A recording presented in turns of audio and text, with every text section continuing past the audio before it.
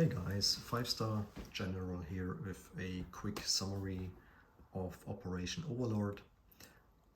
So first of all, as you can see, the board is already set it up for the next game.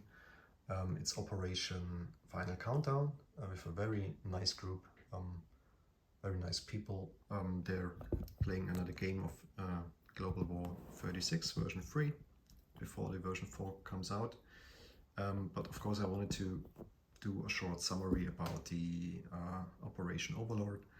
It's more of a lessons learned video than a summary.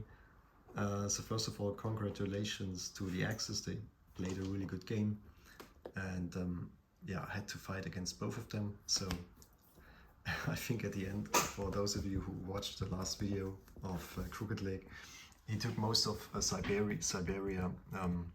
So I just had the factory left in Novosibirsk. He captured Mongolia and all of the territories you see here in the eastern part. I have the Japanese flag now on it. I have no more units other than the ones in Novosibirsk, so I have no chance there to defend. And he can also bypass the CCP defense. So the last defense line I had was in Xinjiang with a couple of militias and infantry. But now he can just bypass it through Mongolia, so there was no chance for me to defend. I would have just lost the whole territory in the next like 1 or 2 turns against the Japanese in the east and in the western part. I have built a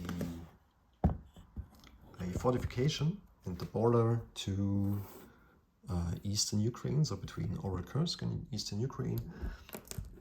It did a really good job for most of the game.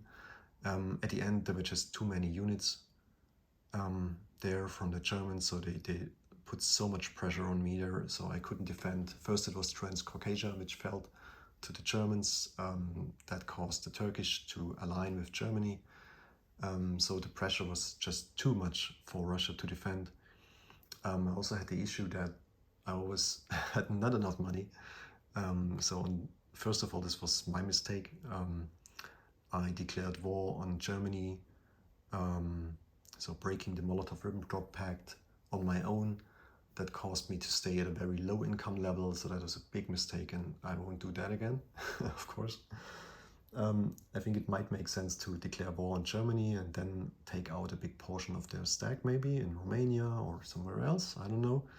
But if you do declare war on Germany without taking any units off the board from them, it's just suicide. So this was one big mistake I made. So this is definitely a lesson learned from this. And of course, an experienced player like the veteran, he just took advantage of my mistake and successfully invaded the Russian territories in the western part of Russia. I was able to take back Leningrad a couple times. So I think this was okay. This was quite successful. I had some problems there to get it on a long term, so I was able to defend it really good, but yeah, in the end it was just too much pressure. First of all, from the southwestern part in Russia, he tried to push hard through Romania, southern Ukraine, and then eastern Ukraine, and then my fortification stopped him there for a couple turns. But then he also pushed from the southern territory of Transcaucasia after he got the factory there.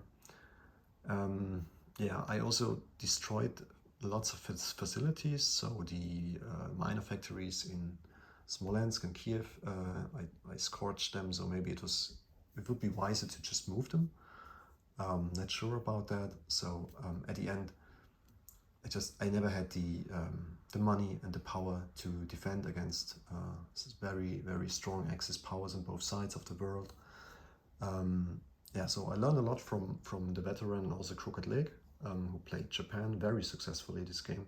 I mean, he was maneuvering the Japanese fleet most of the game, just back and forth. So he was one turn, he just moved it to the southern part, so it looks like a early Calcutta crash. Then he moved it back to Philippines and back to season 99, and we were always just guessing where he would go next with the Japanese fleet. Then he took out the American fleet close to San Francisco there, and yeah, he took a lot of territories also in northeastern part of United States, so even Alaska and even Canadian territories fell. So the United States had a lot of things to do. Sorry, to get these territories back, and basically that just slowed him down so much that the United States never really could fought against the Axis on a, let's say, on an important territory other than home territory. I'm sure that if I would not have done all these mistakes for Russia, because this was my first game as Comintern, so did a couple of mistakes there. I think with a better Russian player, I'm quite sure that the Allies, which also played a really good game with Marshal Vladimir and Major Foe. So if I would have been able to just withstand with the Russians a bit longer, I'm sure that the Allies, they would have the advantage in the Mediterranean. So there was already a big fleet from the United States there, conquering territories from the Italians. So basically, Italy was just defending on their home turf, on their home territory. So yeah, maybe two or three more turns, good turns from the Russians would have prevented an Axis victory here. But yeah, this can happen when you just play a game second time. So this was the second game for me. It was the first time as Comintern, and yeah, you just need to learn all these small tips and tricks for every single nation. But yeah, I learned a lot from every single player, so I want to thank all of you who have participated here in this game. It was really a great experience, and I'm looking forward to play with the same group, hopefully in the future when version 4 comes out and we all have a couple more games under the belt. So I'm really looking forward to that. And yeah, again, thank you guys, and I hope we can see each other again here at this beautiful game we all love to play. Alright, gents, have a good time. Bye bye.